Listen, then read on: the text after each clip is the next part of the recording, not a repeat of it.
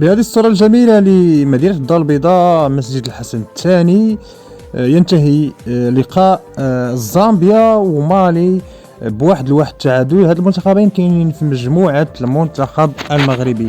إذا صدر المنتخب المغربي بثلاثة النقاط، زامبيا ومالي ونقطة نقطة، وجوج القمر بصفر نقطة. إذا المرحلة الثانية أو المقابلة الثانية لكل فريق غادي يبان شكون اللي غادي يصعد في المرتبة الأولى والثاني، وغادي يتنافسوا غالبا زامبيا ومالي على أحسن ثالث باش يتأهلوا، لأن غادي يتأهلوا 4 ديال أحسن ثوالث في المجموعات الست.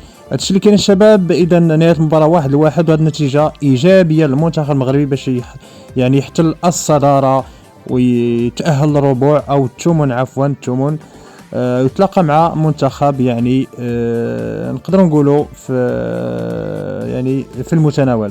هادشي اللي كان الشباب. نشوفكم في فيديو جديد. تهلاو.